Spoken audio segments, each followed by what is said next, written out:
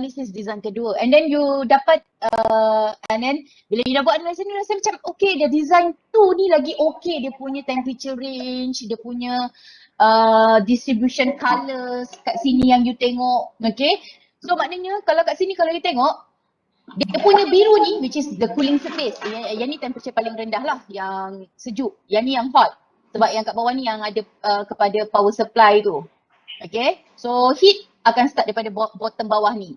So dia naik. If you notice, separuh masih lagi suhu tinggi which is green. Then only atas tu sikit je baru dia slowly nak cool. So that's why you dapat temperature range dia agak tinggi. Kalau you increasekan dia punya length, okay, you akan notice dia punya biru ni lagi banyak. So that's why dia punya temperature dia akan keep on, temperature dia akan turun sedikit lah dia punya ranging ni. Okay, benda tu lah yang you nak bincangkan. Discussion untuk design pertama, discussion untuk design kedua. Lepas tu bila conclusion, you decide. Okay, the best design is design 2. Sebab apa? Okay, sebab you punya temperature range sekian dan sesuai untuk this application. That is conclusion. Okay, saya tak faham kenapa macam semua orang tu blur gila. Yes. Makin cepat dia biru, makin cepat lah dia sejuk gitu. No, it depends on your design. Tak ada kaitan pun. Yeah. Okay. It depends on your design, it depends on your application.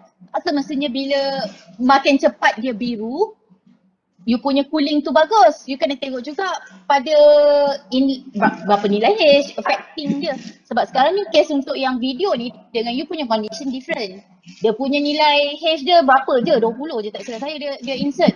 And then you punya lag shade tu tinggi, and then dia punya power supply dia 65 watt je. Yang you punya tu heat flux tinggi tau. So kena tengok lah, is it suitable? Lepas tu dia dah bagi tahu kan, you punya base heat sink wajib 40 kali 40. So itu je lah size you. Apa yang 40 kali 40? Yang sini lah. So basically yang ni 40. Okay, daripada sini bawa ke sini 40. Sini bawa ke sini 40.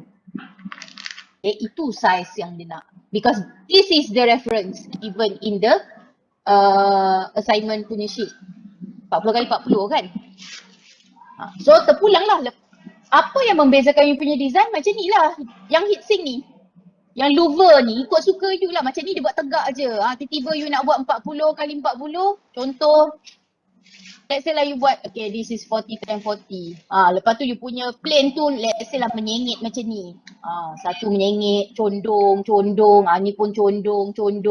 Ikutlah, okay, this is your first design. And then second design still juga plate 40 kali 40. Lepas tu mungkin you nak buat X, cross macam ni. Okay. Tak hatilah nak terbelit ke macam mana ke. Okay. Itu adalah design you. You nak buat macam dia yang senang pun boleh. Macam apa yang dia buat ni. Dia buat tegak je. Ikutlah. Tapi tetap kena refer pada base dia 40 kali 40. Because that is mentioned dekat dalam you punya task. Bukan suka-suka nak kena standard je semua. Okay, kalau contoh awak tengok, kalau dalam pada video yang dia bagi ni juga, okay, dia pun dah buat dua design sebenarnya. Satu design dia shorter sikit, dia punya length. Satu lagi dia dah increase dia punya length. Okay, so dah dua design juga tu. So the best design adalah yang length lagi panjang tu, the second design yang dia buat. So sama juga dengan awak. You can use, okay, let's say lah you buat first design sama macam ni. Second design mungkin you nak reducekan jumlah fin ni. Okay, yang ni rapat-rapat kan. Okay, maybe you nak skip sikit, you nak buat gapping besar-besar sikit. You tengoklah pula macam mana dia dapat. Dua design. Okay, tak perlulah macam, wah ni design petak ni, tiba-tiba design bulat ni, tiba-tiba design apa benda lagi. So tak perlu. Kalau you punya design is like terlalu berbeza, how you want to make comparison? Okay, boleh faham? Ada apa lagi yang tak faham? Clear tak? Clear untuk saya. content Benar. assignment ni. So, untuk design, okay, slide design because you have to design kan untuk heat sink. Bila you masuk dekat slide untuk selection design tu, okay, slide pertama, design pertama. You punya drawing, okay, yang asal lah, tak adalah yang color-color tu lagi, no.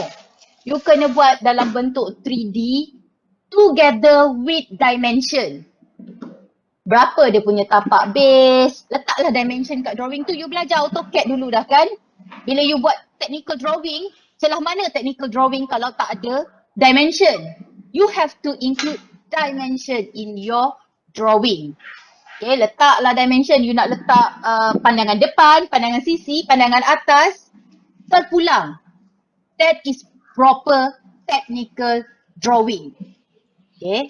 So you boleh letak top view, side view, front view, lepas tu yang 3D view, isometric view tu. Lepas tu letak berapa dimension dia. Ketinggian dia berapa, lebar, thickness segala letak. Untuk design pertama, untuk design kedua.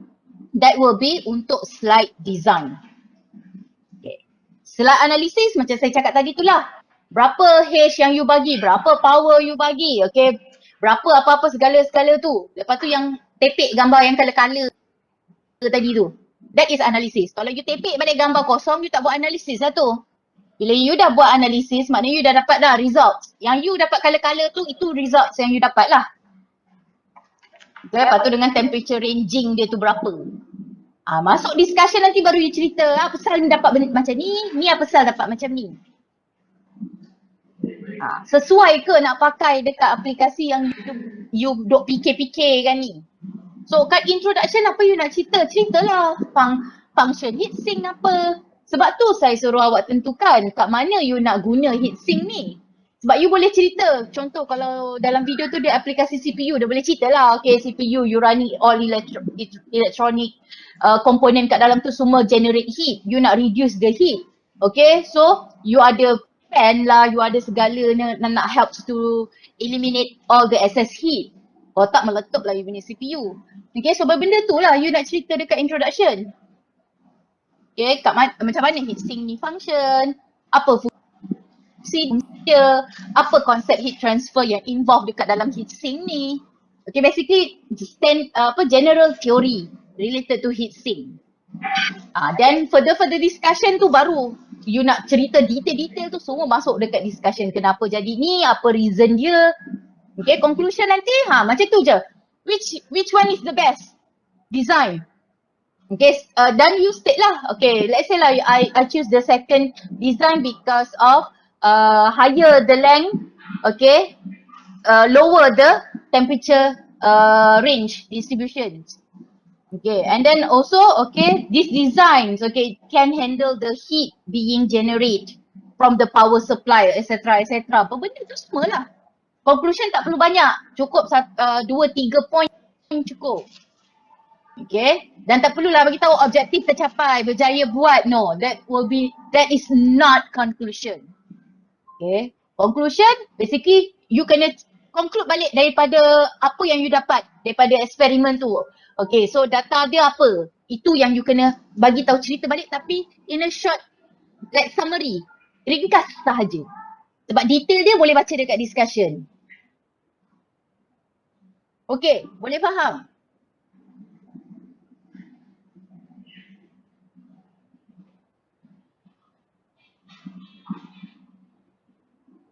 Boleh So saya tak nak lagi dah terima WhatsApp. Puan ni apa benda saya nak letak ni, saya nak kena isi apa ni apa. No such thing. Actually kalau you tengok lab sheet tu pun dah boleh dapat clear idea kot. And then masa awal-awal pun saya ada bagi tahu okay, apa content yang you perlu ada dalam slide, which is ada introduction tu pun you dah boleh dapat idea dah macam mana nak buat sepatutnya. Tak perlu lagi nak tanya, so apa discussion ni sebenarnya? Apa analisis sebenarnya? Okay, benda basic. Tolonglah.